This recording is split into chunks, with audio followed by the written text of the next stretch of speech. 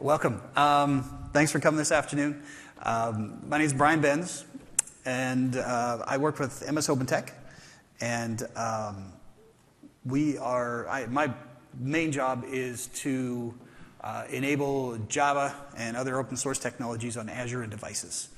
And my colleague Kundana Palagiri is here, and you can introduce yourself. Yeah. Hello, everyone. My name is Kundana Palagiri.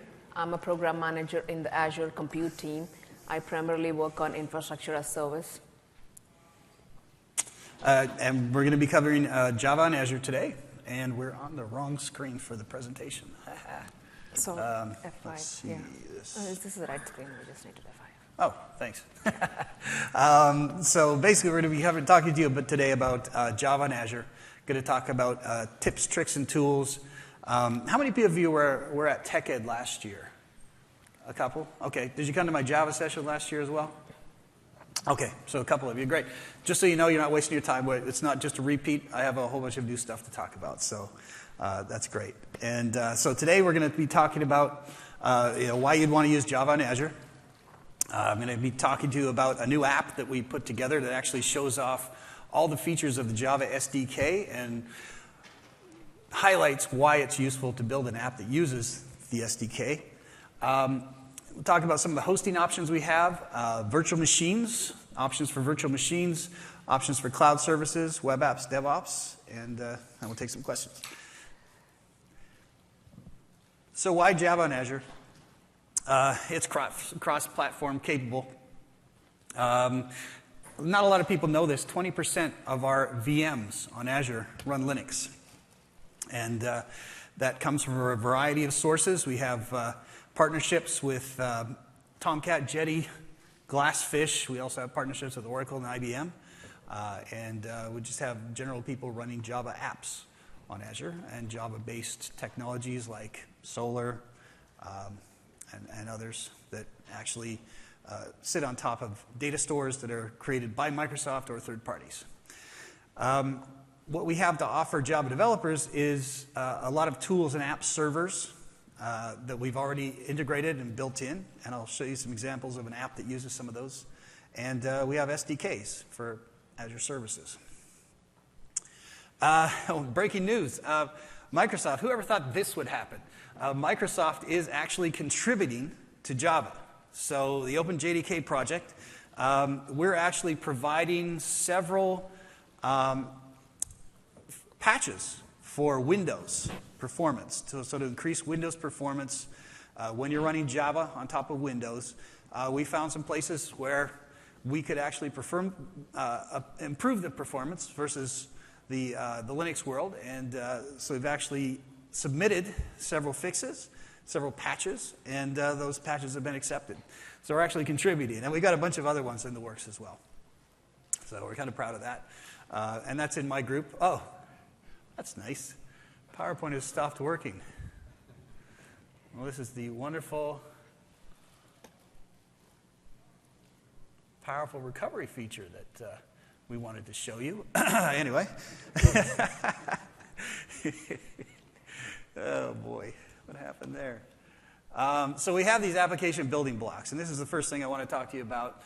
Why would you want to build a Java app? You don't have to just take a Java app that you've already got and move it to Azure. You can actually make it better by using some of the application building blocks we have. We have HD Insight, Hadoop. It's our Hadoop implementation we've done in partnership with Hortonworks. It's all based on Java. So if you have some Java code that works closely with Hadoop or other big data technologies that are based on Java, we have hooks for you, including, and that includes Storm, HBase, and others. We have ways for you to actually integrate with those into our HD Insight tools. We have database, of course, SQL Azure. We have Java functionality for that. We have storage, blob storage. We have table storage. You can use Traffic Manager to actually do some application load balancing at the DNS level. We have Load Balancer, which actually does some load balancing at the data level.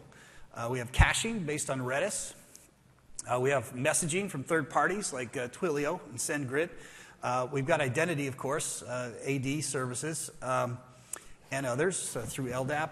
we've got media streaming, and that's one of our most popular apps to use in an application to integrate to help you not only handle video and pictures and things like that, but encode them and manage the streaming for you in your apps.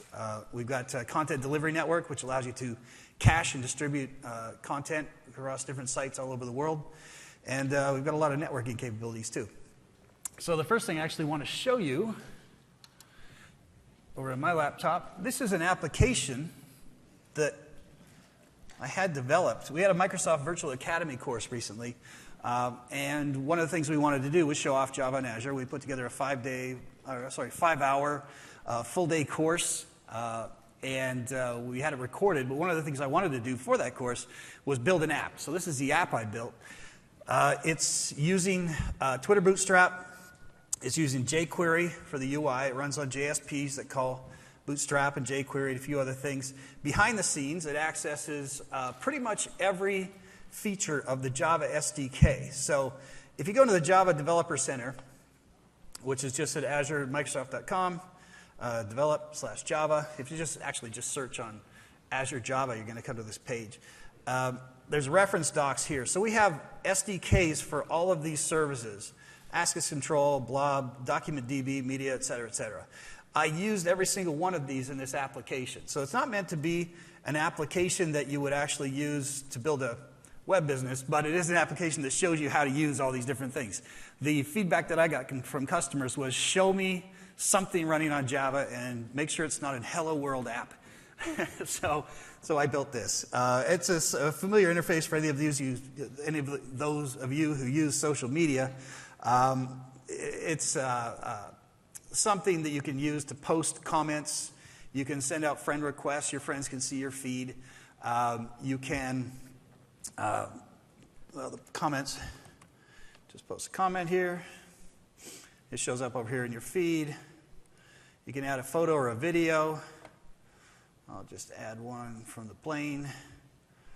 So it processes it here. So when I do this, when I actually put a comment in, it's stored in blob storage.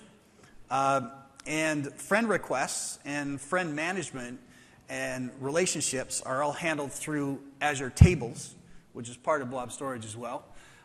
Your profile over here is handled through SQL Azure. So it's just, rows and columns of data. It was a good place to put that. When I post a picture, let me go back home. When I post a picture here, that's actually being stored in blob storage, but it's also handled and processed through tables to actually be broadcast to my friends in their feeds as well. What else? Oh, if you do video, one of the interesting things about this app when you do video is it uses our streaming media service. So you post a regular video, an MP4, and our media service will actually convert that into 30, 40, 50 different formats, ready to be delivered to whatever device connects to the media services. So that's the encoding side of it. And then the other end of it, the media services will actually stream that. And you can scale the streaming so that it can handle, 10 users or 1,000 users or 1,000,000 users based on what you need. It's very easy to scale and manage the media services for that. So that's why we used it. We used a service bus as well. So the picture was actually relatively fast. I've got a little A-level server that's running this. It's cheap. It cost me like 70 cents a month or something. And basically, it was slow to process the media when you directly process to the media services API because it's on a slow server on my end, not because media services is slow.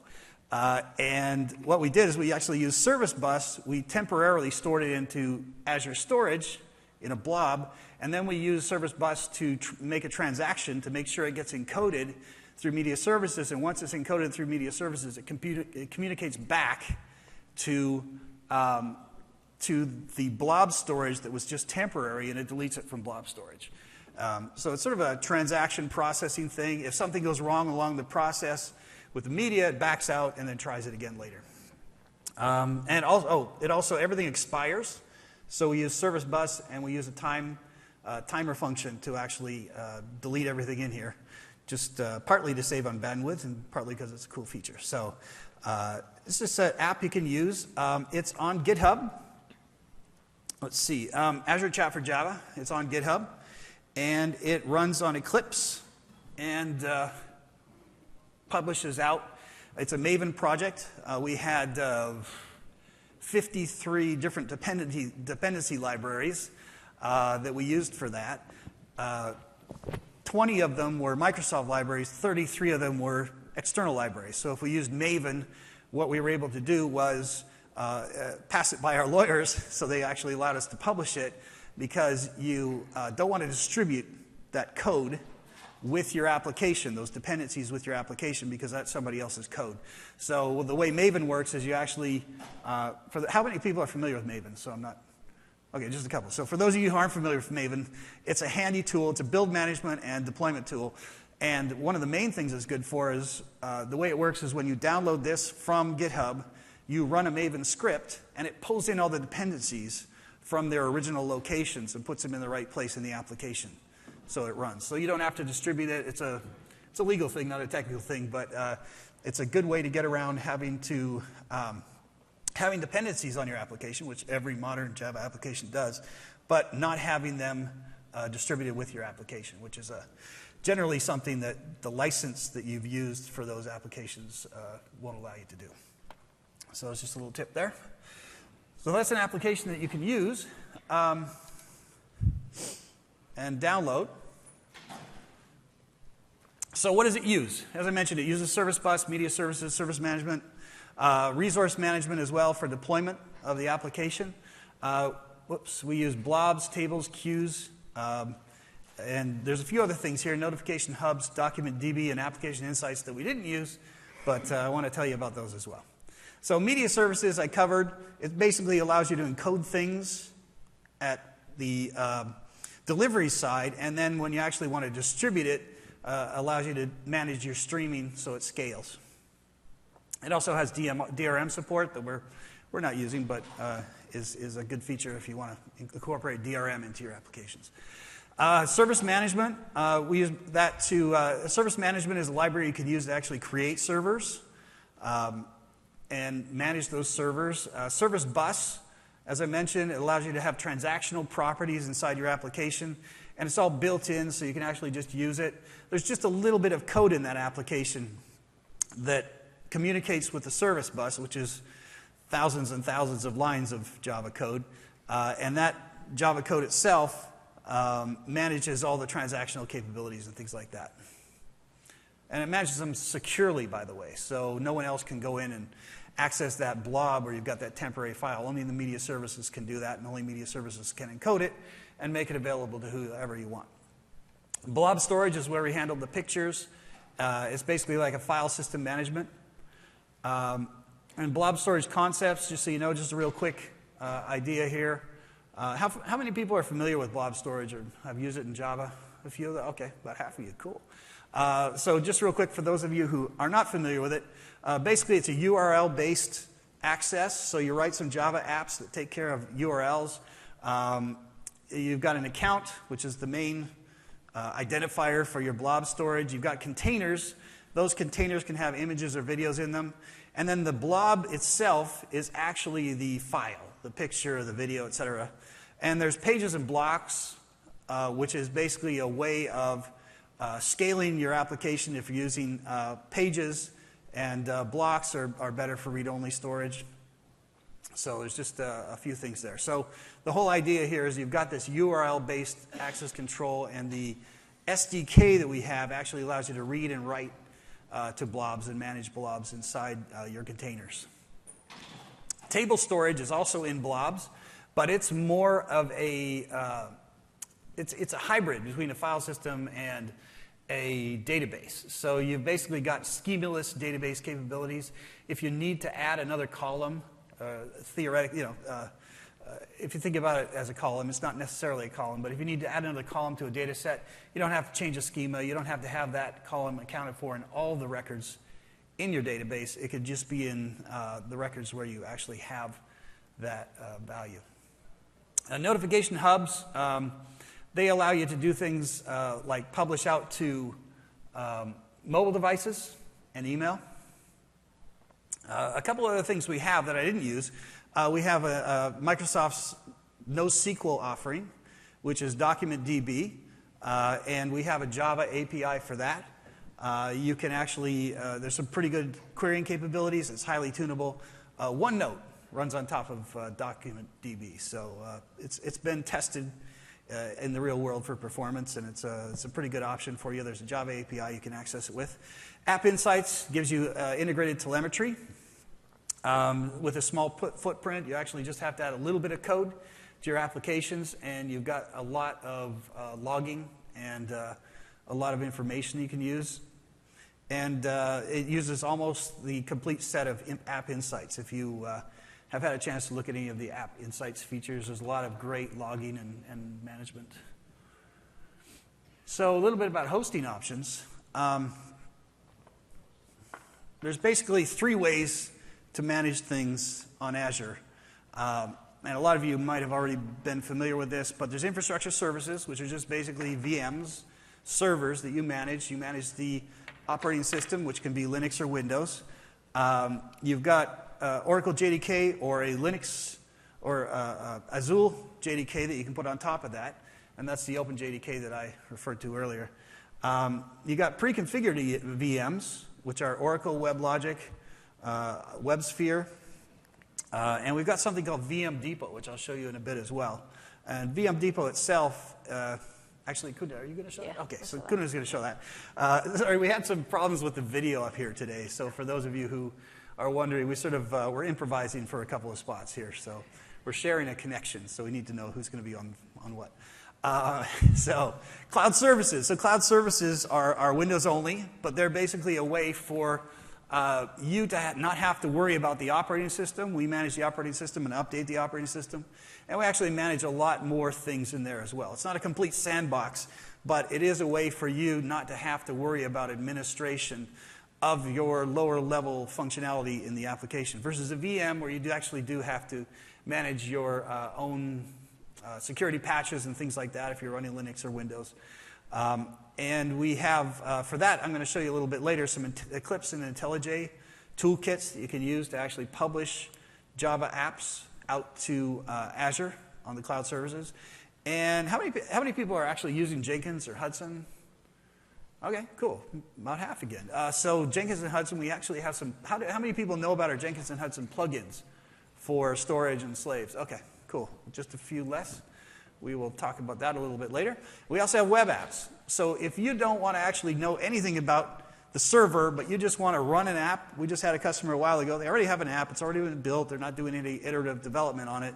They just want to publish it out to the web and see if it's going to run on Azure, see how it performs. Web apps is what you do with that. And I'll show you a little bit about that later as well. And Kudina will take over for, yeah. Okay. Thank you, Brian. So the next few minutes, we'll talk about managing infrastructure in Azure as a Java developer. Brian gave an overview of how all the PaaS services that are available. Now we'll look at the infrastructure service. Before we start, how many of you use both infrastructure services and PaaS? Cool. Yeah.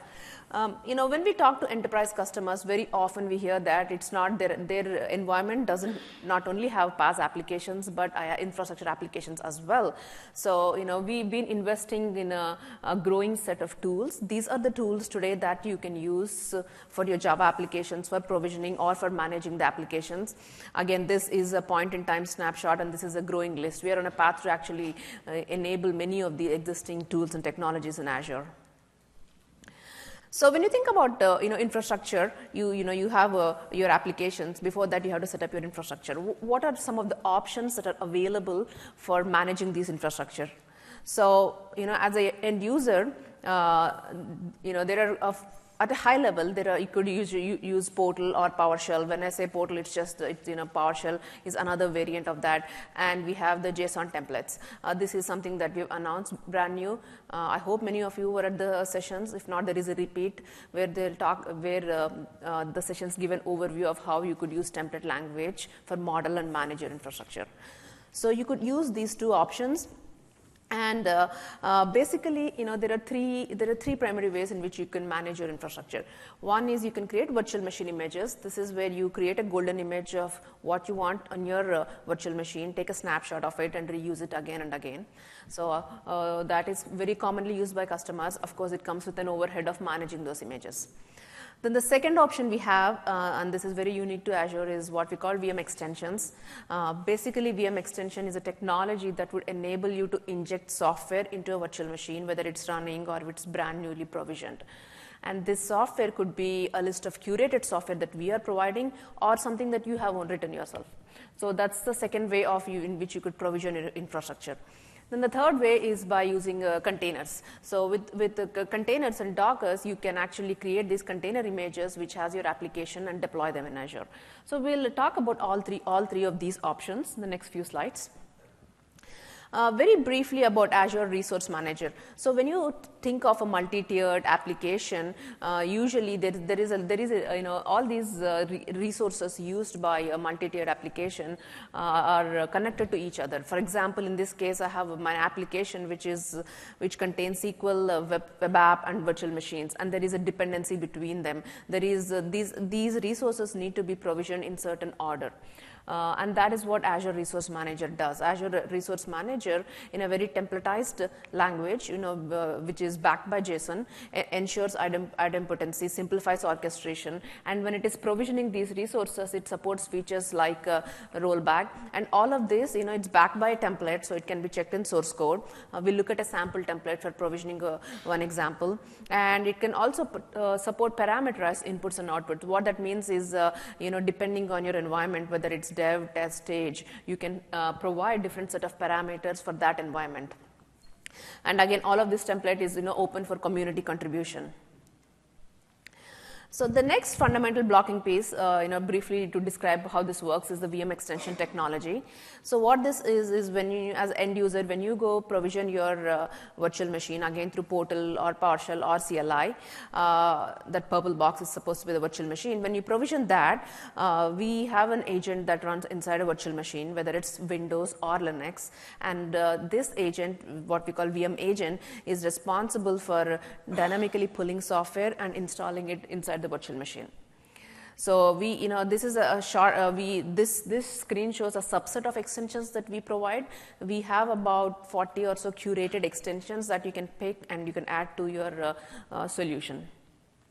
So these, the resource managers and extensions form the fundamental building blocks for managing your infrastructure.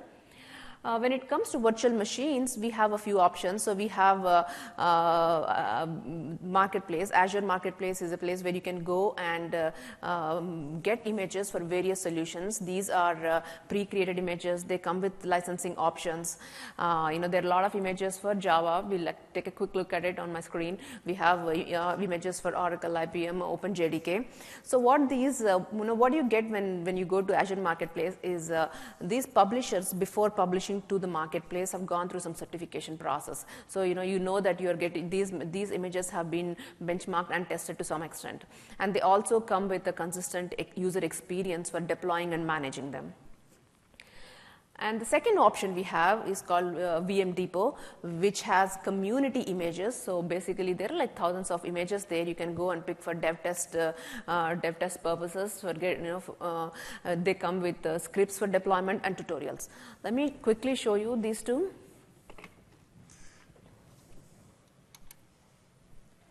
Okay, so if today, this is the Ibiza portal, this is codenamed Ibiza, this is a preview portal. If I go here and to the virtual machines tab, I can find all the available options for me. Some of these are images, some of these are web apps, but this is a good place where you can get started with any of your Java needs. So basically, if you pick an image, and then you go create a virtual machine from this. Some are like you can use your own license, and some of these actually come from a license that Microsoft and Oracle have negotiated. This is the marketplace. And then we have VM Depot. So this is the community images, where if you go to vmdepot.opentech.com and search for Java, you can find a bunch of images, again, lot of solutions available here. The really neat thing is you can actually create virtual machine from here, or if you want to automate this, you can actually pick a region and you can take this gives the Azure CLI command that you can use for provisioning this particular virtual machine image in your account. So these are the two neat options for to get started using images. One thing I should mention is, so the CLI itself is used with the VM Depot images from the VM Depot website that you saw there. But Kundan also showed a bunch of different items in the portal, and those, some of them you might have noticed on the right say VM Depot image, and other ones say Azure Certified. So the Azure Certified ones are the gallery images, and the VM Depot ones are the VM Depot images. So everything's in the portal from VM Depot, but if you want to just look at VM Depot images, it's actually, I find it a little bit easier to go to the VM Depot website. Yep. Yeah. Thanks, Brian. So, let's see now how the images, templates, and extensions all come together to deploy Java stack. So, okay. So I have an example here. I have a template that I'll actually open up and show. This is a template. That's a JSON template. It takes a Ubuntu virtual machine and it deploys Tomcat and OpenJDK. As you can see, this is it takes parameterized inputs. I can specify what packages I want, what location do I want my virtual machine to be running, etc. And then if you look at how the template looks like, so inside this JSON file, when we wrote the template, we specified what packages we want to install as parameters. So Java packages, do you want 6, 7, or 8, and what kind of Tomcat version do you want? So this is a parameterized input file. And then the second piece that's used is this JSON snippet, which is actually provisioning the virtual machine. So if you look at the code here, this is provisioning the virtual machine, and if you see this, it's using the extension technology to run a script that's provided along with these templates. And we'll take a look at the script. What this script does is it's going to go to the package manager, so for the Ubuntu distro, and downloads those packages and installs. So this is all the snippet that's needed for provisioning the virtual machine provisioning the virtual machine in the region that you've selected, and also to specify what kind of software you want to bootstrap on that virtual machine. And finally, this is the Java Tomcat script. This is a very sample script. It basically goes to package managers and pulls it down. So let's take a quick demo of how this looks like. Okay, so here, if you go to azure.com template repository, we've published a bunch of templates for a lot of workloads, and I'm going to go search for Tomcat. There you go. I see a template that's going to deploy. So right from GitHub, you can deploy it. In future, you can deploy it actually. You can deploy it from Azure CLI, Azure PowerShell. I'm deploying from this location. So what it does is it opens the Azure portal. I'll give it a second. Okay. Now when this is up, this is basically taking the template and deploying it. I can on the fly edit the template here. I can, if I want to add a new JDK option, or if I want to change anything here on the fly, I can change the template. If you look at the template, this is the descriptive way of defining all the resources that I'm using. So in this, I'm using, for my environment, I'm using storage account, I'm using IP addresses, network interfaces, and finally virtual machines. So, and everything here, my computer name, username, password, etc., has been all parameterized. This template is the base template. You can create multiple templates starting from here. I don't want to change anything, so I'll just discard, and then I'm going to specify the parameters. So here I say, I want to install JDK 7, and I want to install Tomcat 7, and I want this virtual machine to be running in West US. I have to provide a unique storage name and an admin user account, password, And I'll just these things I'll set it to default values. I want to use a canonical Ubuntu server. So when you say OK, what happens behind the scene is this template creates all the resources that were defined in the JSON template in the order that was specified. It provisions a virtual machine, and when the virtual machine has been provisioned, it actually downloads these packages, this Tomcat package and the JDK package, and provisions it. So we really hope that these the Java community uses these templates to takes these base templates, creates their own templates, and you can actually share these templates with your organization. If, for example, your organization can have a bunch of install scripts that you can write, and you can share that repo within your organization. So this kind of sharing is enabled.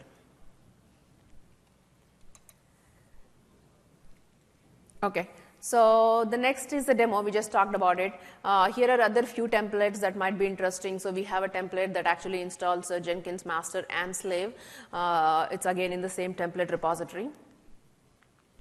And this we didn't get a chance to go into the detail, but the Azure, today you can provision this infrastructure using both Azure CLI and PowerShell.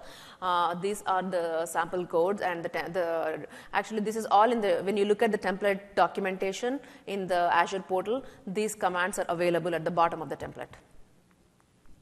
Then the third thing that we talked about, right? We talked about images for deploying infrastructure. We talked about using extensions with templates. The third thing I want to briefly talk about is Docker. We're not going to get deep into in this session.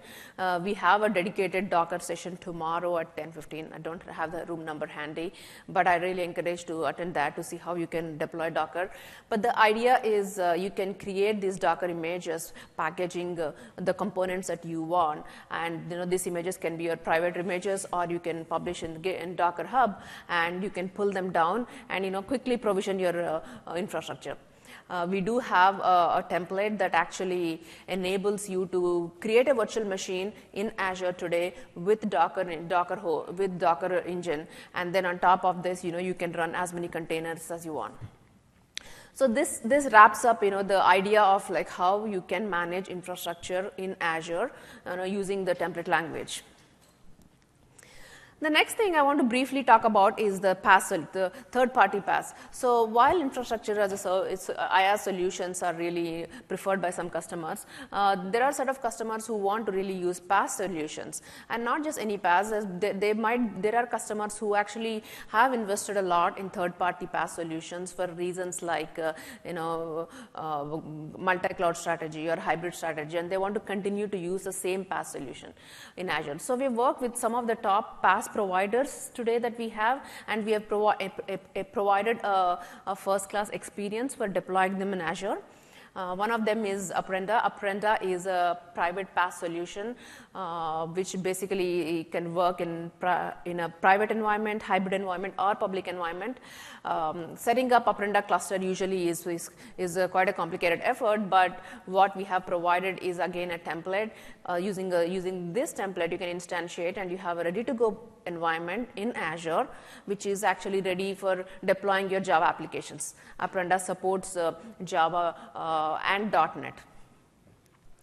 And then we have another third-party solution called Jelastic. I don't know how many of you used it, but this is again very popular with some of the Java customers we've worked with. It provides and it again supports both private, public, and hybrid environments. And what we have provided for Jelastic is an image. So if you go to Marketplace and search for Jelastic, you find an image that is going to enable a hybrid Jelastic scenario. So where you have some footprint of your application running on-prem, another footprint in cloud, which can be instantiated using these images. And finally, the other solution that we are working on enabling is Cloud Foundry. Has anyone used Cloud Foundry? Cool, yeah. Cloud Foundry is an open source cloud PaaS solution that is cloud agnostic. It supports multiple languages. Again, it's very popular for those hybrid scenarios. You have your own private cloud that uses Azure or that uses any other stack, and then you want to extend it to Azure. So this is where the Azure team has been contributing to this open source Cloud Foundry project. We are hoping to actually, if you are interested, we are hoping to share the preview bits early next week, where you can actually write some applications and deploying it to Azure using Cloud Foundry. That wraps up the infrastructure services part, and I'm giving it to Brian back for the remaining. Sure, thanks. So yeah, the main thing that I find to take away from the difference between VM Depot and the ARM templates that Kunita just showed you was, VM Depot is for single servers, for now anyway. But it's for single servers where if you actually have something that you want to run, say a Tomcat server with a few other things added onto it, you can deploy that server out to Azure. If you want to deploy a multi-tier web application that has maybe WordPress on the front end and MySQL on the back end and some Solar Search integrated with a separate server, and you want to integrate all those together and deploy them all at once, then the templates are a great way to script and deploy that stuff. So that's a good way to go. So that was IaaS. That's really the way that we actually allow you to deploy things, and have your own servers out on Azure. The other thing we have is our PaaS offering, which is cloud services. And one of the things I'm going to be talking about today is, just so you understand the difference, is web and worker roles.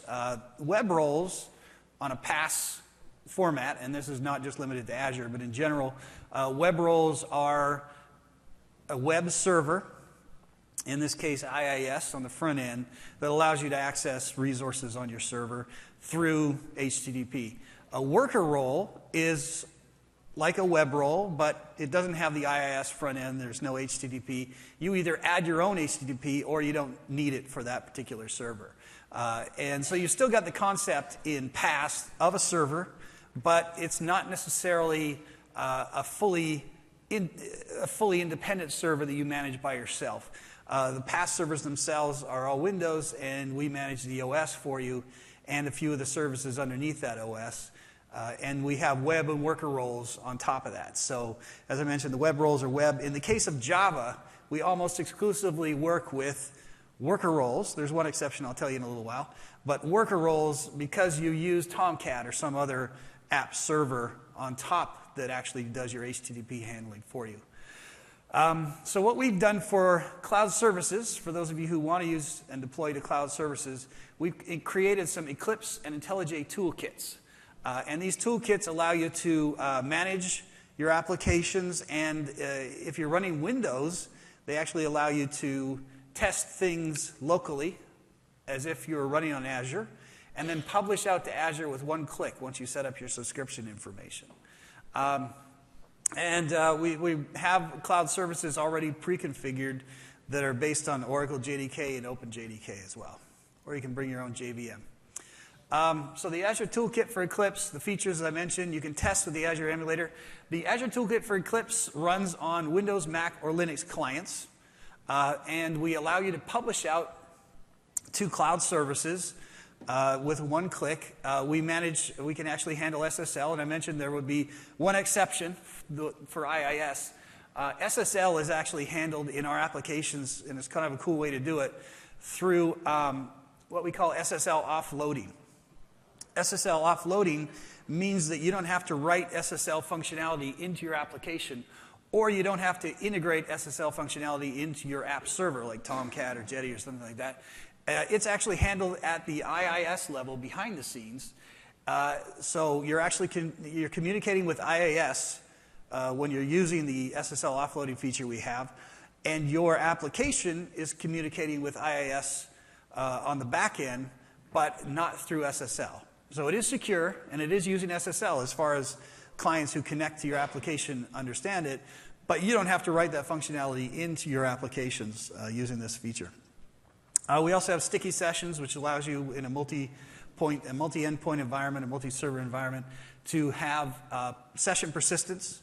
So if you have sessions 1, 2, 3, and 4, servers 1, 2, 3, and 4, and a user comes in and connects to server 2, they're going to continue to go back to server 2, and it maintains session persistence for them. In the case of any issues that happen there, it's always going to go back to that particular server, and it's going to manage their persistence through that session.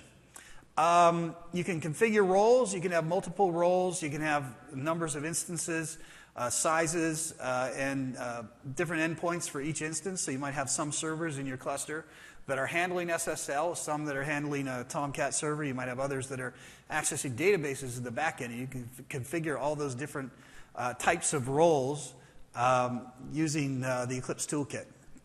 And we also support self-signed certs for testing and then publishing to Azure. One of the cool new features we have that recently put together, actually back in March, was allowing you to actually, we used to rely on CSPack to publish things. How many people are familiar with CSPack?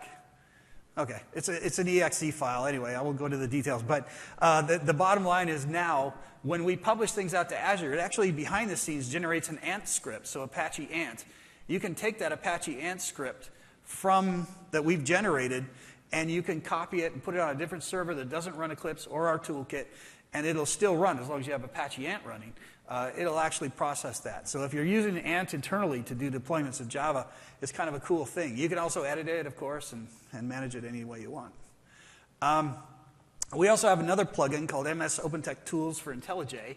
And that plugin is basically the same functionality, but it's only for IntelliJ. So how many people here have developers using Eclipse in the organization?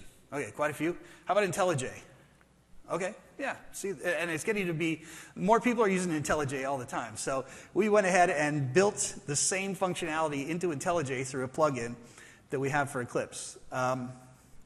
It's in an alpha state for now, but so let me show you a demo here. Thanks. Oh, my machine's, there it is. Thank you. Pardon me while I switch this up. There we go. Thank you, madame. All right, so Eclipse. So here we have Eclipse. As I mentioned before, we've built this application, and I wanted to show you a little bit more under the hood about this application. So I mentioned it's Twitter Bootstrap, it's jQuery, it handles JSPs, and over here, let's zoom in a bit. Oh, can't do that there. Nope, it's not letting me zoom in. Okay, never mind. So basically, we've got a number of components here. We use the Spring framework to build this, so anybody who's familiar with the Spring framework will be familiar with how we actually organize this. Data access objects, we have a bunch of data access objects. Here's one that requests, it's a friend request, sends out a friend request, and that actually calls some data calls down here. And these data calls read and write to users, friend tables, photos, videos, so everything like that. It's all organized in a nice way. So if you have anybody who, as I mentioned before, people would ask me, okay, show me something that runs in Java, make it good, not a hello world. Not only that, but don't just tell me that you can use media services. Show me how I would call a media service from a JSP page and take it through the whole life cycle and actually process something and then return it back to a feed or something on the screen. So if you have some devs who are working with this kind of thing and they want to use the SDK services, this is a great way to start. It has all kinds of examples here in a nice standardized format that they're probably already used to. They can download it from GitHub and they can basically steal the code and put it into their apps. So that's how the actual application is structured. So how would I actually want to deploy this out to Azure? Well, you go up to AzChat Web here, and let me show you. So the actual toolkit for Eclipse is on GitHub. Everything I'm going to show you today is on GitHub. It's all open source. To get the actual application, you go into Eclipse. You can download it from Eclipse, but Eclipse now has this new cool Eclipse marketplace, and it's really easy. You just go in, you have your Eclipse, and you literally drag this to install it. So you drag it over to Eclipse, and it'll install the application for you. Yeah, it's a cool new feature they have for Eclipse. So you can drag it in. Once you've got that in there, you've got a few new buttons here in the top. And I'm sorry they're so tiny. I couldn't zoom in here for some reason.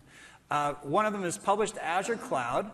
But the first one that I want to show you is New Azure Deployment Project. When I click the New Azure Deployment Project, I create a new project. Okay.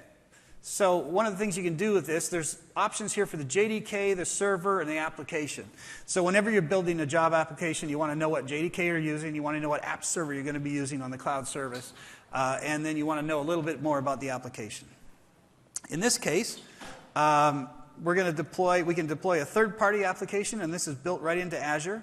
And this is the Azure Zulu OpenJDK, and this is the one we worked with in partnership with Azure to build. And as you can see, there's enough versions here. So if you have a specific JDK version you need to work with, you can pick that.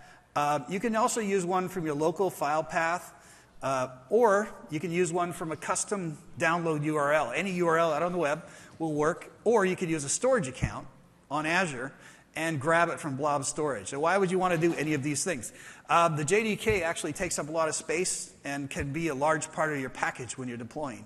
If you're deploying to thousands of clients or thousands of users, it takes up a significant amount of bandwidth and a lot of space and slows things down for downloads.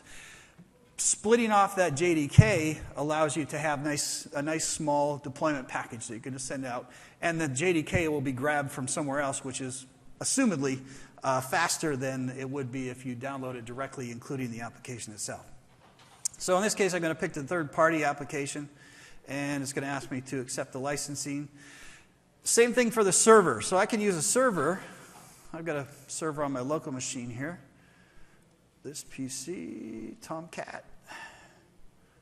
Let's see. Tomcat. I've got Tomcat 8. Okay. So we've got several options you can use for applications, for application servers. Tomcat 7, 8, Glassfish, WebSphere, Liberty, JBoss, Jetty. So these are all integrated here. And if you want to customize this, I won't go into the details, but there is a way to actually customize which app server you want to pull in. We've got some guys who actually wrote a blog post in Israel. They've got a popular app server that is used in the Middle East, and it's not on our list. They were actually able to just change the XML file and pull their own app server in. So same reason why you'd want to do this as you would with the JDK. It makes that deployment package smaller. In this case, I will deploy from, let's just deploy the local server. So in this case, it's going to be a little slower, upload to storage. Then you can add WAR files if there's any dependence WAR files that you need to add. Session affinity, sticky sessions. So I mentioned that's how you work with the server 1, 2, 3, and 4. If you click that, the user is always going to go to a server and keep going to that server while you're actually running the application. We have caching, which is memcached capable caching that's based on top of the cloud services. We also have remote debugging, and this is an Eclipse feature. So remote debugging allows you to actually debug things on the server while it's running. Test things out, slows things down a little bit, but it's an option you can use for iterative development and testing. So when I say finish, it's actually going to create an Ignite 2015B deployment project. And then there's some other things you can set in there as well. So the resources themselves, you can link several resources, details that you want to put on your server if you have any custom things. Remote access, as I mentioned, it does the remote access for the server. This is remote desktop, so you actually can connect through remote desktop as well. The roles, so you can add more roles if you want to. You have different sizes you can use for these. I've got a small right now. Let's add a medium. So it's actually going to have 2 roles in this project. I can have 50 roles if I want, all different sizes, all different doing things, web worker roles, et cetera, et cetera. So you can configure this, and you can actually do a lot of things.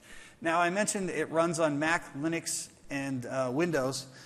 If you're running Windows, we have the local emulator that you can use to actually test all this out locally. So you can test that out locally, see how your app's going to run. And once you have that deployment project the way you like it, you've tested it, you can publish to Azure Cloud just hitting this button here. It's going to ask you for your subscription details using a publish settings file if you don't have one already. But if you already have it, it's actually just going to publish out to the web for you and put it in its own cloud service. It will automatically overwrite if you want it to in an iterative development environment. And so that's all I wanted to show you on that. I won't actually publish it for now, but I did want to show you IntelliJ as well. Very familiar interface. It's basically the same thing. So the IntelliJ plugin for MS OpenText Tools, it's called, does essentially the same thing, but from IntelliJ out to cloud services. So those are almost at parity right now. The Eclipse versus the IntelliJ are almost at parity, except the IntelliJ functionality doesn't include App Insights yet. So App Insights is not included. We do have App Insights integration with the Eclipse version of that. So that's just a little bit about the tools we provided for Eclipse and IntelliJ. And let's see. I'll go back to the slides. Oh, thank you. So that's the IntelliJ tool. So we also have web apps. I guess I could use this. So web apps are basically allowing you to publish things out. I wouldn't use it for iterative development, but if you already have a server, let's say you want to run LifeRay, or you have some, LifeRay is a popular, sort of like a WordPress for institutions. It runs on Java or something like that. If you want to you have an app, you've already got it, you know it runs on Java, and you want to run it on Tomcat, you can actually deploy it out to what we call web apps. Web apps in general are things like popular CMSs, LAMP stack things. In this case, we've modified web apps so that you can actually use it with a Tomcat or a Jetty server. And you can upload your own JVM if you want to, or there's one provided for you. And you can actually also upload your own custom Java server too. So some of the features you have with web apps, web jobs, which is a way of customizing deployments. Once again, not changing the code, but changing the environment in which you're publishing to. Deployment slots, which allows you to do things like have a test and a production version of the same thing. You can also use those for A/B testing. Automatic backup and restore. Web sockets, which is kind of handy. You've got remote debugging, and you can enable things like Traffic Manager, which is a DNS level load balancing, and a few other features as well. So I'll show you real quick. Let's look at web apps quick. So if I go into my Azure portal, let's see, where is my Azure portal? If I start up a new Azure portal, bear with me a second here. Yeah, boy. All this security, you know. Are you two-factor enabled? Yeah, I am. Okay.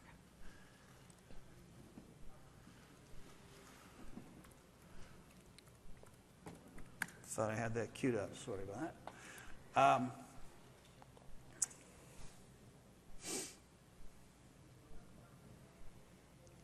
So let's just say I've got a JDK, and I want to fire up a new app service. Where is it again? Compute web app. There we go. From gallery. So you go new compute web app from gallery. And there's Tomcat right there. You fire up a Tomcat server. It's just going to ask you basically for the URL of that Tomcat server. And let's do.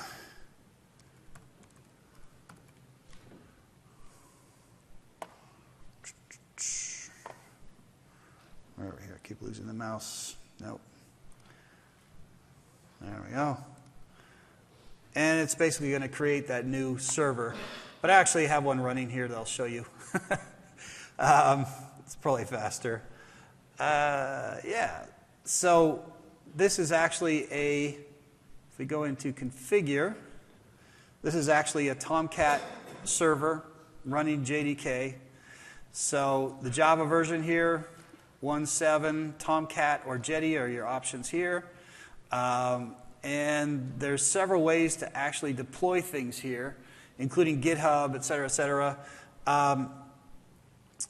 If I actually save this now, it's going to update that. The Tomcat, the other one's still running. Okay. So basically, it's as simple as that. When I have the Tomcat website running, I can go, I don't know about you guys, I can use FTP, I could use something like that to actually connect to this.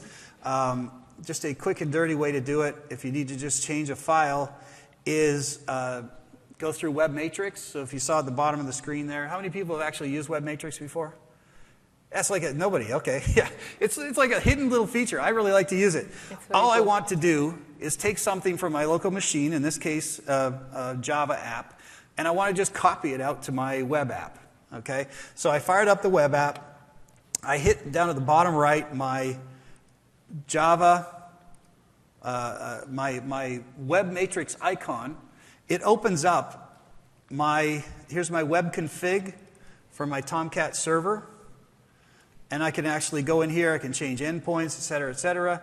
And if I copy a web app into root, it's actually going to fire up, and I can actually run that web app on a website, on actually web apps. And Brian, when something changes, it only copies a diff, right? When you change something, an existing file? Yes. So it's very quick copy to the... Yeah. And as you can see here, you don't have a lot of control over the files that you're actually running here. In this case, you've just got web apps and a few other files. You don't have complete control over this server. There's no way to actually access most of the file system. You can only access the Tomcat part of this particular file system because you're running a web app. Mm-hmm. So that's just a little quick and dirty way to actually do that. I'll do that again for those of you who might have missed it. So I configured it. I set up Java. If I want to copy that in, I just hit Web Matrix, that's that little icon down at the bottom there, and I just say edit the website directly, because have you guys ever seen that thing that says, I don't always write code, but when I do it in production. It's got the most interesting man in the world on it. Anyway, so and I'm in. I just do this. I could just literally go over to my file system here and cut and paste something into web apps, and when I'm done, I just hit this little save icon, and it saves it out there, and you can start working with that web app right away. So does this web app also support features like auto scale? Yes, yeah, it does. So there is a way to actually handle scale right here.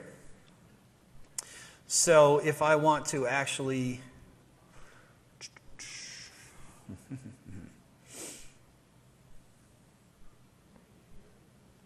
I can do scale. I can. Looks like you need to scale our scaling feature a little bit. But yeah, it's there. Okay. There's a little slider when this thing finishes running. Yeah, here we go. So it's still loading. But you can have different instance sizes, 2 cores, 4 cores, and then you can scale it here. So you can have an instance count with a little slider. In this case, it's 2 instances. No, it's not going to do.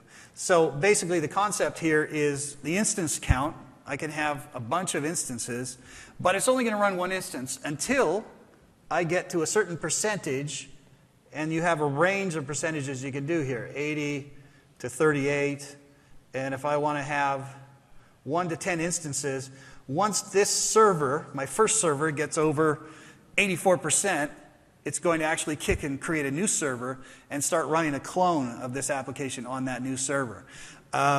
And if it goes, then if the traffic slows and it goes down below 39%, it's going to kick that server back. So it'll get rid of that server and you'll run on a less server. So it saves you some money and it makes it easy for scaling as well. I am not going to save this, but that's essentially how web apps works. It's an easy way, as I mentioned, just to copy and paste things and get things up.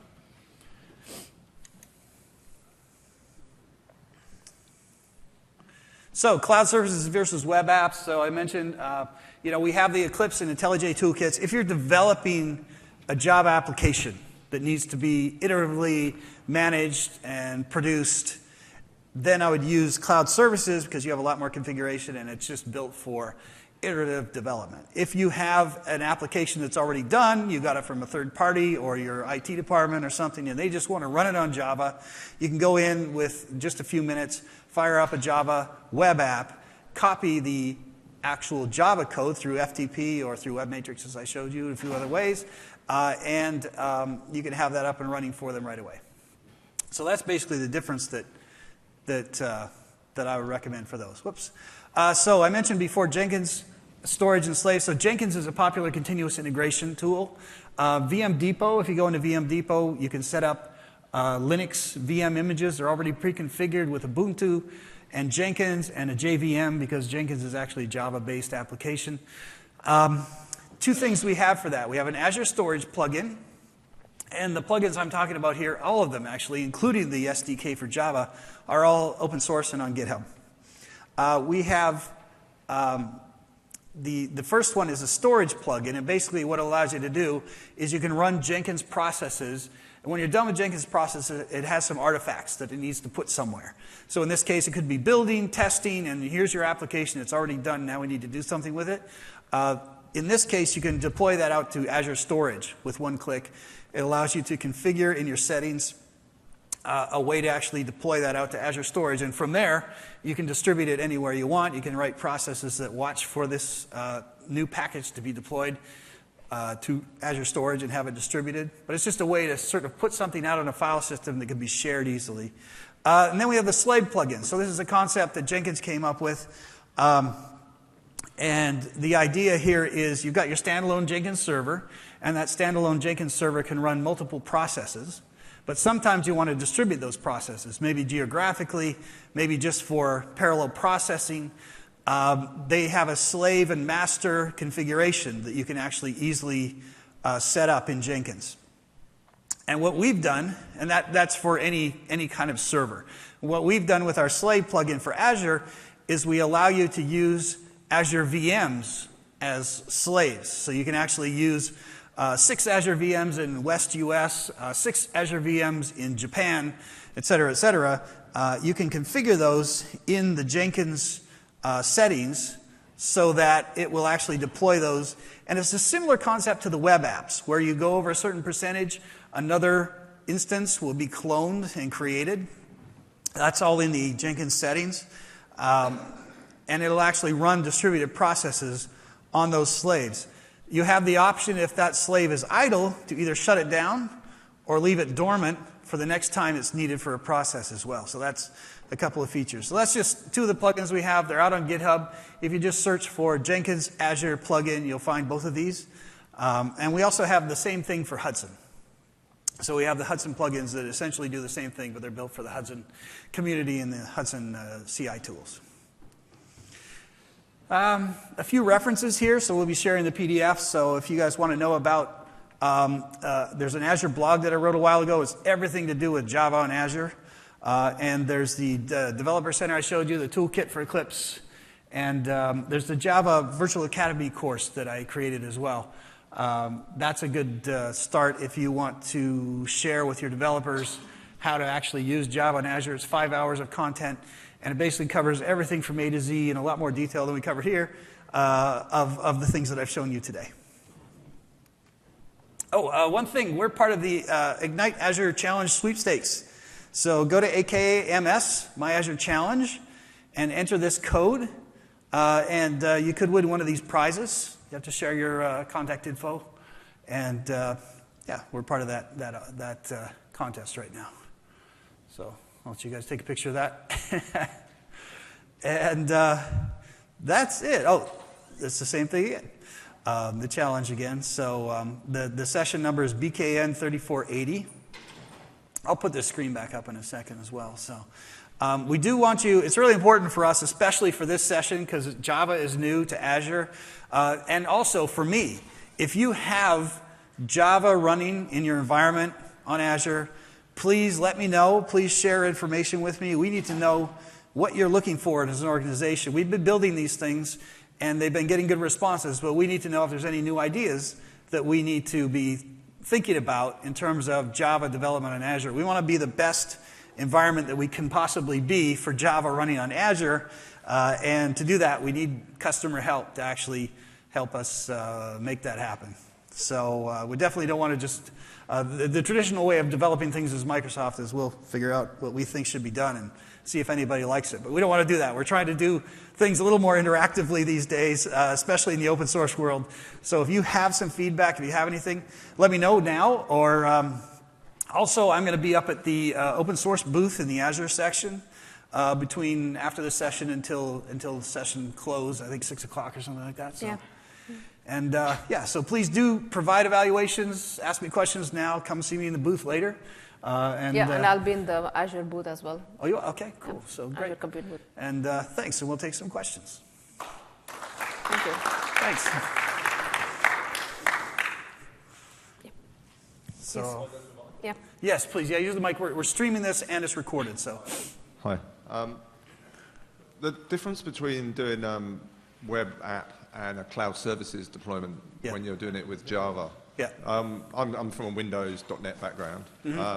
We found that when we were doing a cloud service deployment, it takes a long time just because, the way it's packaged. yeah. It's like 5 and 10 minutes. Yeah. Do you have the same kind of issue with Java? With the web app? Yeah, well, no, when you're doing a Java deployment on a cloud service, is it pretty quick? Or because that's to Yeah. me in Windows world, the web apps, that's a big advantage of web apps because it's kind of, if you've got a minor change, you mentioned, a small change, bang, Yeah. it's milliseconds almost. Yeah, no, it still takes a while. The yeah. app that I showed you takes about 15 minutes to publish out to Yeah. Azure. But it does a lot of things in its defense. Yeah. But yes, it's still slow. Cloud services does take a while. It's not instant. That's But you for can sure. still do the VIP swap, right? I just thought of that. You can do, on Yes. Windows, you can do the VIP swap where you put it into a staging. Yeah, and, it's the and same. flick it. It's the same Yeah. REST APIs that are Yeah. used for both .NET and Windows. Ah, cool. So the process that's done to package and create a service, it's all the same for both Windows and Java. All right, cool, thanks. Any other questions? Yeah. I'm curious about URL rewrites in particular directory level services. We're doing a lot of migrations from our production instances into Azure, Okay. and I'm doing a lot of manual URL rewrites, whereas on IaaS, there's normally a service built into it. Is there anything for Azure as far as automated instances of directory level services? So something like a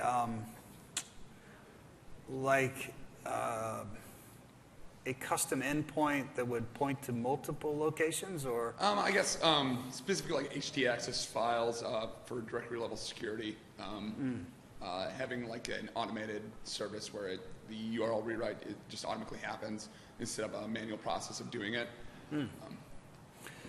I'm not aware of any in the Java side. Okay.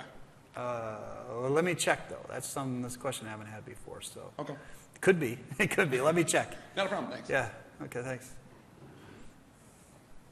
Can you briefly tell us about the Azure emulator you were talking about, and if any of the SDKs that you've mentioned are available through that emulator? Like if I want to write against document DB, how do I do that in dev and test before I? Oh, okay. Yeah. Sure. Well, the document DB. So let me see. Let me switch this to 8. So the Azure emulator itself, if we go into Eclipse, where's Eclipse? Here we go. Let me go to I'll go to a Hello World app because it takes a heck of a long time to start up that other one. Let's see, this one. So if I run this application, hold on a second. I'll use EclipseCon actually. Huh. Where's my?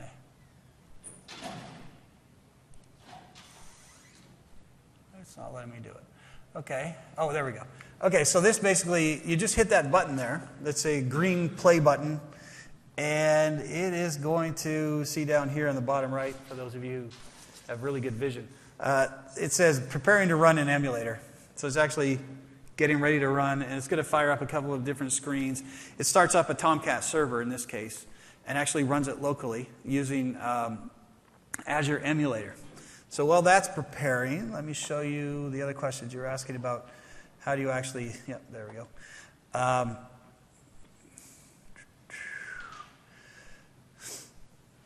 So how do you actually, hey, okay.